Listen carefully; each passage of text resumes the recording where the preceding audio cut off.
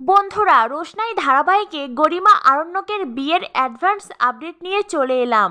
বেনারসের মন্দিরে গরিমা আরণ্যকের বিয়ে হওয়ার কথা ছিল, কিন্তু সেই মন্দিরের পণ্ডিতজিদের কারণে গরিমা আরণ্যকের বিয়ে ভেঙে যায়। আর এইবার স্বয়ং গরিমার মা অর্থাৎ সুরঙ্গমার কারণেই আরও একবার ভেঙে যাবে গরিমা আরণ্যকের বিয়ে। জানতে হলে পুরো ভিডিওটি দেখতে থাকো।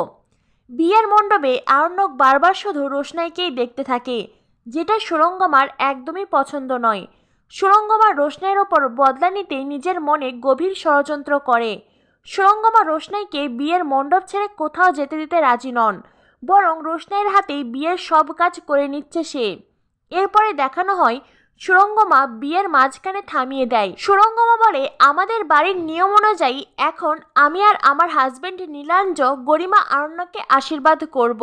রোশনাই, তোমাকে যে কাজটা দিয়েছিলাম সেই কাজটা করো।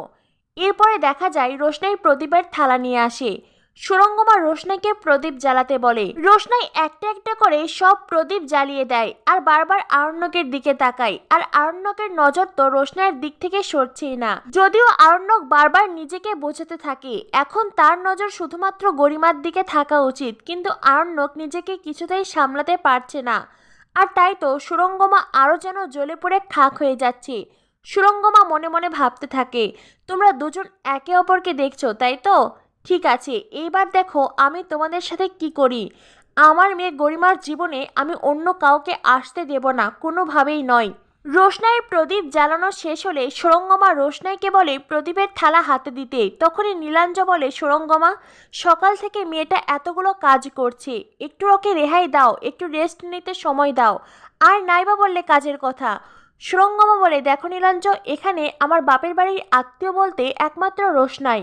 রোশনাই যদি কাজগুলো না করে তাহলে আমাকেই করতে হবে। কি রোশনাই, এই কাজগুলো করতে কি তোমার খুব খারাপ লাগছে? রোশনাই বলে, না না সুরঙ্গমা মাসি, খারাপ কেন লাগবে? আমার গরিমা দিদির বিয়ে, আমি এতটুকু কাজ করতে কেন আমার খারাপ লাগবে? আরণ্যকও যদি মনে মনে পছন্দ করছে না রোশনাই এতগুলো কাজ করছে, কিন্তু আরণ্যকের বলার কিছুই নেই। এরপরে সুরঙ্গমা রোশনাইয়ের হাত থেকে আশীর্বাদের প্রদীপের থালা নেয় আর তারপরে আরণ্যকের সামনে যায়। আরণ্যককে আশীর্বাদ করে আর মনে মনে নিজের ষড়যন্ত্রের জাল বুনতে থাকে। এরপরেই সুরঙ্গমা গরিমাকে আশীর্বাদ করে। গরিমাকে আশীর্বাদ করার পরেই প্রদীপ রোশনাইয়ের শাড়ির আঁচলের ওপরে রাখে আর এমনভাবে হাত দিয়ে ঠেলে ফেলে দেয় যাতে করে কেউ কিছু দেখতেই পায় না। সকলের নজরের আড়ালে এমন একটা ঘৃণিত কাজ করে সুরঙ্গমা। সকলেই গরিমা আরণ্যকের বিয়ে নিয়ে ব্যস্ত। এরই মাঝে মাধবীলতা রোশনাইয়ের শাড়ির আঁচলে আগুন দেখতে পায়। মাধবীলতা চিৎকার করে ওঠে আর রোশনাই ভীষণ ভয় পেয়ে যায়। সকলে তো রোশনাইকে নিয়ে ব্যস্ত হয়ে পড়ে। রোশনাইয়ের শাড়ির আঁচল নেভানোর জন্য ছোট ছুটে আসে। ছোট হাতে দিয়ে রোশনাইয়ের শাড়ির আঁচল নেভাতে চেষ্টা করে। এদিকে রোশনাই যখন লাফিয়ে উঠেছিল তখন রোশনাইয়ের আঁচলে পড়ে থাকা প্রদীপ গরিমার শাড়িতে গিয়ে পড়েছে আর সেদিকে কেউ কোনো নজরই দেয়নি। সকলে যখন রোশনাইকে নিয়ে ব্যস্ত, অন্যদিকে গরিমার শাড়িতেও তখন আগুন দাউ দাউ করে জ্বলছে। গরিমা যখন বুঝতে পারে তার শাড়িতে আগুন জ্বলছে তখন গরিমা লাফিয়ে ওঠে। আগুন ক্রমশ বাড়তে থাকে আর অন্যদিকে রোশনাইয়ের শাড়ির আঁচলের আগুন ছোট নিজ হাত দিয়ে নিভিয়ে ফেলে। কিন্তু অন্যদিকে গরিমার তো পুরো শাড়িতেই আগুন লেগে গেছে। সেই আগুন এত সহজে কেউই নিভাতে পারছে না।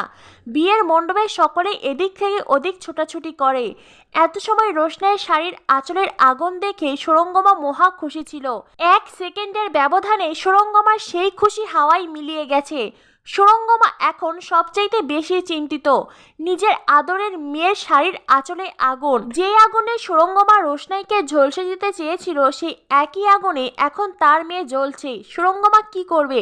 সুরঙ্গমা চিৎকার করতে থাকে। বিয়ে বাড়ির এমন খুশির সুন্দর একটি পরিবেশ সুরঙ্গমার একটা নোংরা ষড়যন্ত্রে এতটা ভয়ঙ্কর হয়ে উঠেছে। সুরঙ্গমা রোশনাইয়ের জন্য যেই কুয়ো খুঁড়েছিল সেই কুয়োতে তার নিজের আদরের মেয়ে পড়েছে। তো বন্ধুরা, রোশনাই ধারাবাহিকের পরবর্তী আপডেট পেতে আমাদের সাথেই থেকো। ধন্যবাদ সবাইকে।